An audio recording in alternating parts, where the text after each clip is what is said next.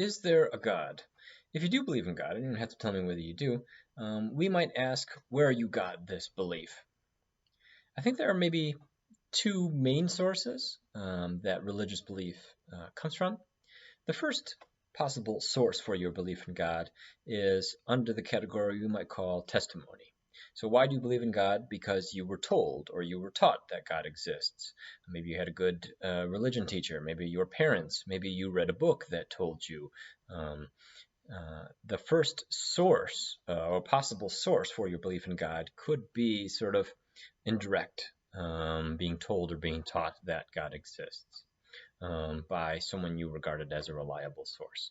The second possible source for your belief in God could be based on experience.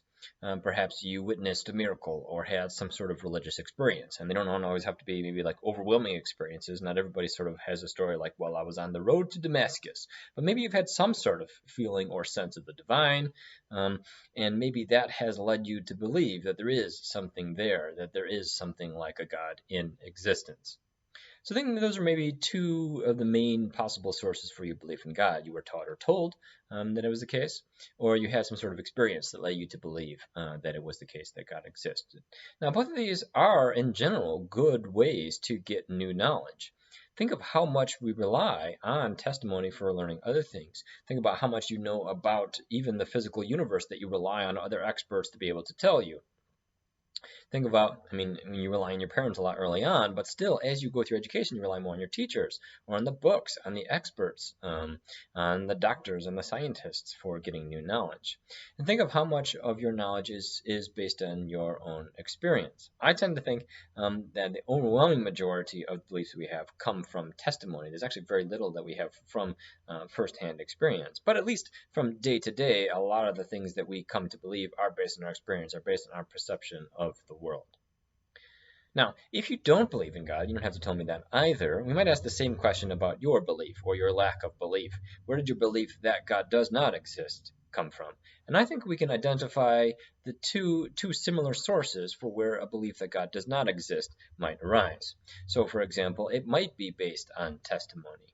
It might be that you read some book, some relevant expert has told you, right? Maybe you've been reading some Stephen Hawking that says that, well, look, scientifically speaking, there's no good reason to believe in God. God does not exist. Or maybe you read a good philosopher, right, who described it that way. And so maybe you came to believe that there isn't a God, but because some sort of testimony, you read a book or you watched a lecture or you heard from someone that you trust that God does not exist. It could also be that your belief that God does not exist is based on something like your experience. Maybe it's based on, indeed, your lack of experience. Maybe for many years you were very much open to some kind of religious experience and never had anything like that. And the fact that you didn't have any kind of experience of the divine, even though you were open to it and willing and interested, maybe, right, is evidence, is what led you to believe that God can't exist. Otherwise, I would have had something like an experience like that. And indeed, you might think that there's maybe a reason to think that all the other people who claim to have religious experiences, maybe you have good reason to think that none of their experiences are reliable. So you can't even rely on them for testimony either. So whether you believe in God or believe that God does not exist, I think maybe the two main sources for your belief either way are going to be something like testimony, hearing or being taught by someone else or reading from someone else, or experience based on your own firsthand experiences, either some sort of experience of the divine or a lack of experience, right? Or some reason to think that other people's experience of the divine isn't reliable either. But I think there's actually a third possible source of your belief, either that God exists or that God does not exist. And it's the one that we'll be focusing on in our discussions over the next couple of lectures. The third possible source of either belief is reason. And what I mean here is that you might believe that God exists because of some rational or logical argument, the conclusion of which is that God exists. Or you might not believe in God because you stumbled into this argument or you came up with this argument that was valid with true premises, the conclusion of which is that God cannot and therefore does not exist. And as I said, in this course, as a philosophy course, we're interested principally in the reason part of it. What can reason tell us about whether or not God exists? There are arguments on both sides. Those are the ones we'll be focusing on. We won't be focusing as much on testimony or experience, though if you do have sort of a religious experience while reading something that I told you to read or watching one of my lectures, you let me know. I'll put it into my promotion portfolio. But mostly we'll be focusing on arguments from reason, whether reason can show us one way or the other, whether reason can show us that God exists or that God does not exist. Now, as we'll see, there are actually, over the course of history, many arguments given on both sides of this debate. There are many arguments that are given in favor of the existence of God, many arguments given against the existence of God. We'll see several particular arguments on both sides. And just to be clear, it's not just a numbers game, right? It's not just about, well, there are 17 arguments for the existence of God and only 7 against the existence of God, therefore God exists. No. We know enough about how arguments work to know that it's not just a numbers game. You have to look at the arguments that are there to see whether they're any good. Because if you've got a dozen arguments, but they're all terrible, that doesn't show anything. What you want to look at are what the arguments are and whether they're any good. That is, whether they're sound, whether they're both valid and have all true premises. So as I said, we're going to get to both arguments for and against the existence of God, but I want to start by looking at arguments for the existence of God. We're going to get to some particular arguments through several authors over the next couple of classes, but first I want to introduce the larger terrain. So in general, in the history of philosophy, there are 3 main kinds or types of arguments for the existence of God. I want to describe these 3 main types, describe how they're different from one another, introduce their funny names, and then set us up to go into, in more detail, some particular versions of these types of arguments.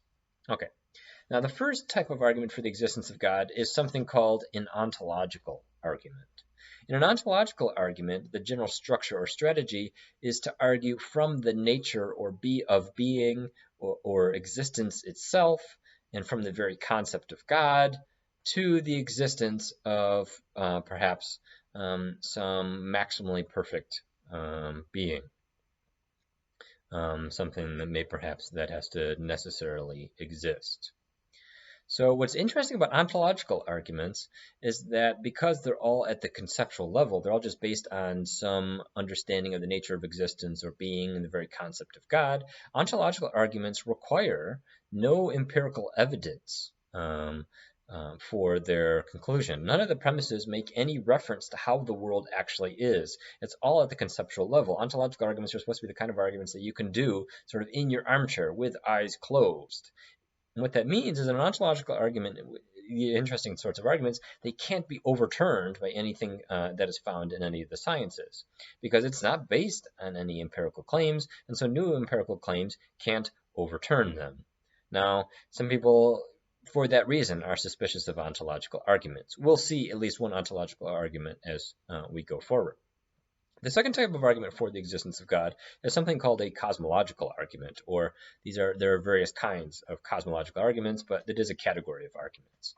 In a cosmological argument, the strategy or the structure is to try to argue from the nature of causation or the contingency of the universe. So these are your sort of causal arguments, maybe your first cause sorts of arguments, that there has to be a first cause in the universe.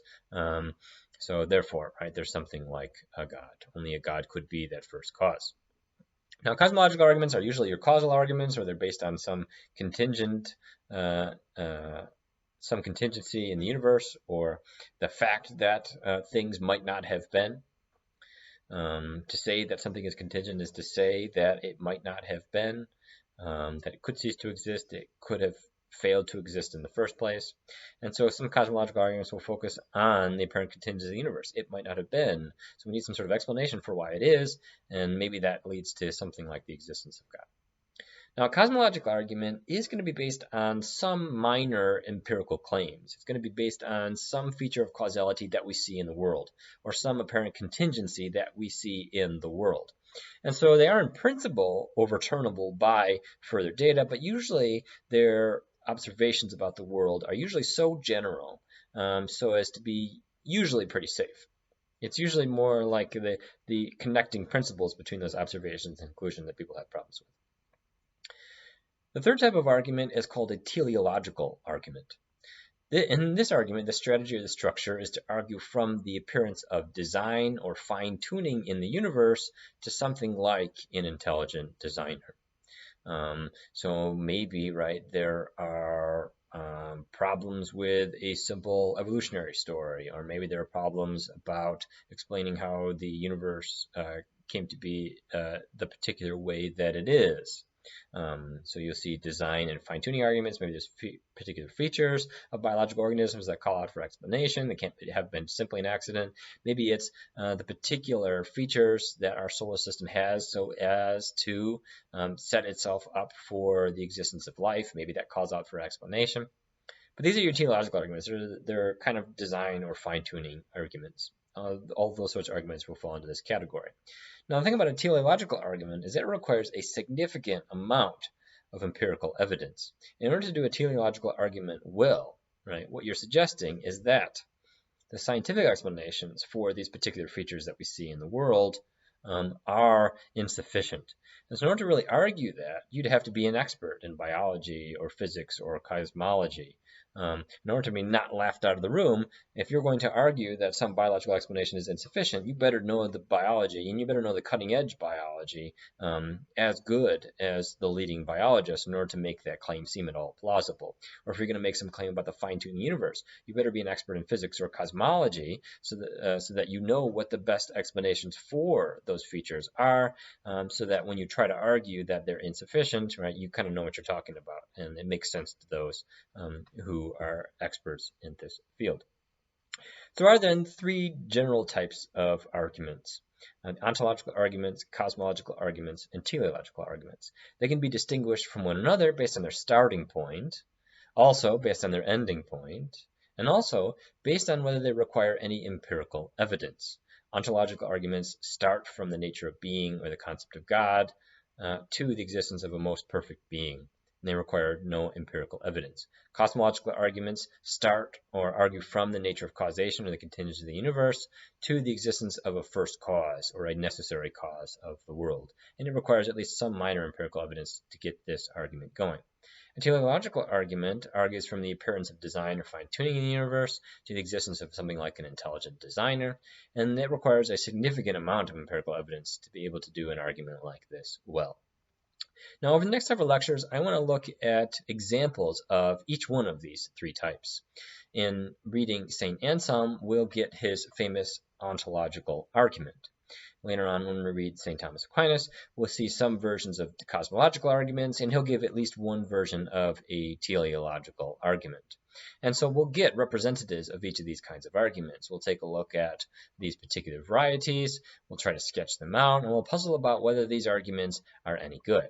Later on, we'll also look at several of the key arguments against the existence of God. We'll see how best to formulate them and to see whether they have any plausibility, whether those ones are good arguments as well. Because what we're looking for is what reason can tell us about whether God exists. Are the better arguments in favor of the arguments for the existence of God, or are the better arguments in favor of the claim that God does not exist? That's what we'll be exploring through the next two medieval authors, St. Anselm and St. Thomas Aquinas.